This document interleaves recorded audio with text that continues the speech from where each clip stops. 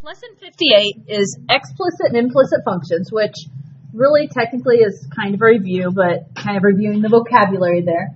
And then inverse functions, which, again, kind of a review. So not anything too strenuous today, which is always good on a Friday, in my opinion. Doesn't always work out that way, but I like it when it does work out that way. So this is a good one for today. Okay, so an equation. I'll tell you right up front, the ones we prefer are the explicit ones, because an explicit equation is an equation that is written as y equals or f of x equals. And so we usually like them when they're solved. We can put them in the calculator, we can plug numbers in them better, so on and so forth. So that is your explicit form, when it is explicitly solved and says y equals. Okay, so an equation involving x and y but not in explicit form is called implicit form. And so that is, there's x's and y's in the problem, but it's not explicitly solved for y. It doesn't say y equals. Okay, so you've just got x's and y's in the problem. The relationship here is the equations can mean the same thing, but look different. So we talked about explicit, we talked about implicit. Some explicit examples, y equals log base 10 of x. Y equals 10 to the x. Now, if you think about logs, right, we have a way to change log equations. And so this log equation here can change to an exponent equation, right? It can change to an exponent equation when we do the, left, right, middle. It's written backwards, so it makes me stop and think for a moment, but left, right, middle. So 10 to the y equals x. And now, since that's not solved for y and made to be y equals, that is implicit. But yet they are equivalent. This is just y equals 10 to the x. So we've got our exponential form. If you reverse your left, right, middle, base of 10 equals x and a y there in the middle. Okay, so they can still be equal, just different setups. Not really a whole lot more to say there. So let's talk about inverses. We did inverses of functions last year, and technically we did them before that too, because we did them in the algebras. Okay. We just didn't talk about explicit and implicit in relation to that. So, do you remember how to find an inverse of y equals 2x to the plus 4? Say no. Y equals 2x plus 4? Okay. So, yeah, there you go. So, in order to find an inverse, the rule is always to switch your x and y. So, if I'm trying to switch this one, and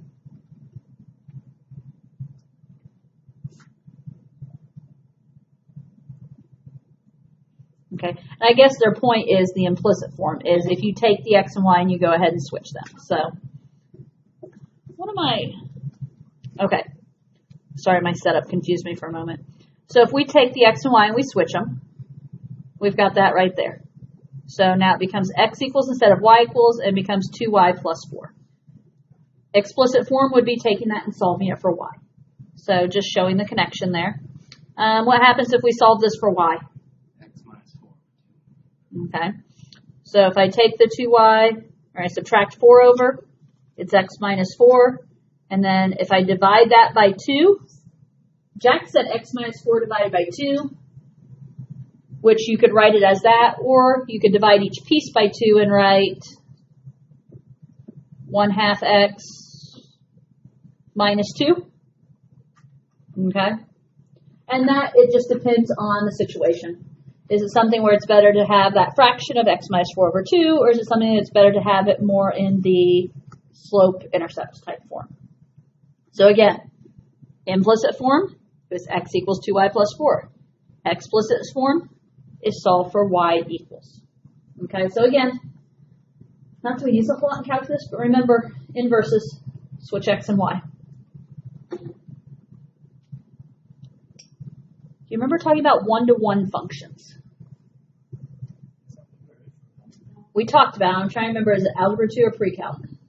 I've already talked about them this year. Talked about them in pre-cal. Pre-cal. We talked about it in pre-cal. Okay. For any one-to-one function. Okay. So this is our algebraic way to see if something is one-to-one. That, remember doing our compositions like Fogg and Goff? F inverse composed with F has to equal X, and F composed with F inverse of X has to equal X. Graphically, do you remember, Jack, how to tell if something's one-to-one graphically? Y equals X. I know that. So how do we tell if something is a function graphically? Vertical. Has to pass the vertical line test. Oh, it's the horizontal. Okay, if something is one-to-one, it has to pass the vertical line test and the horizontal line test. It's like X cubed, but not X squared. Right. When does Yeah. that pass by? If it's one-to-one. Okay, where every X equals 1Y, or every Y equals 1X, and there's no overlap. Basically, it's kind of a function both ways. Okay, so that is one-to-one. This is the algebra, and that's what we're going to do. Graphically, we learned both in pre-cal, because we did learn the graphic of it has to pass the vertical and horizontal line test. Now, also note what it says here. The graph of any function and the graph of its inverse are reflections of each other in the line y equals x.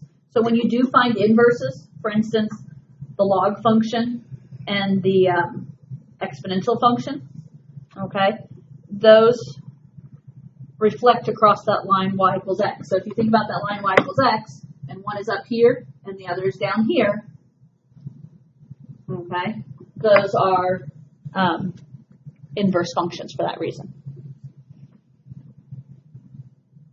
Okay. The directions, we're going to do two different things on here. Okay. We'll do the directions, then I have a slightly different problem I want to kind of add, different variation. But f of x equals 2x minus 3. How do we find f inverse of 4? Check the inverse. Okay. We have to find the inverse. So what is f of x represented by initially? Y. That's y equals 2x minus 3 officially, right? What do I do to find the inverse? You flip. Y becomes x, 2x becomes 2y, and then minus 3. So my x and y flipped places. And then we need to solve for y. So if I add 3 to the other side, I have x plus 3 equals 2y, or 2y equals x plus 3. If I solve for y, you could say x plus 3 divided by 2, or you could say, what's my other option? 1/2 X plus. Yeah, 1/2 x plus 3/2. And what is that I just found? Your inverse equation. Yeah. So that means y could be replaced back with f inverse of x.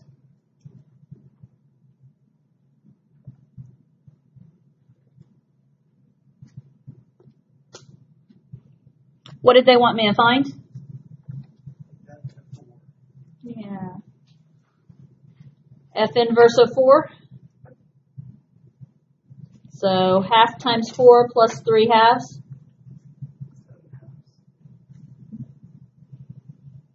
If you want, that is 4/2 plus 3/2, which is 7/2. Or it's 2 plus 3/2 if you prefer. I almost wrote 2 plus 3/2, but then I thought, no, if I leave it as 4/2 plus 3/2 would be easier. And this is a situation where plugging that number in, had I left it as x plus 3 all over 2, probably would have been a smidge easier.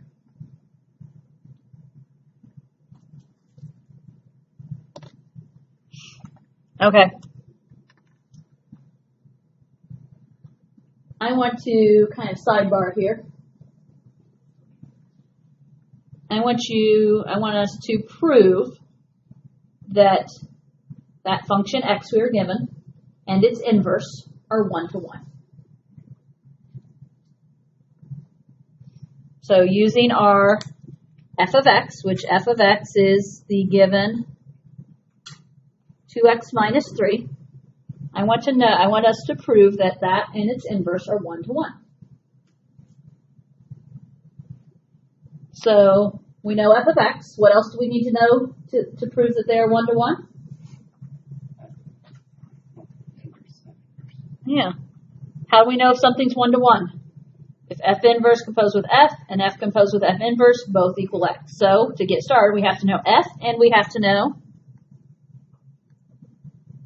f inverse. What did we find f inverse to be?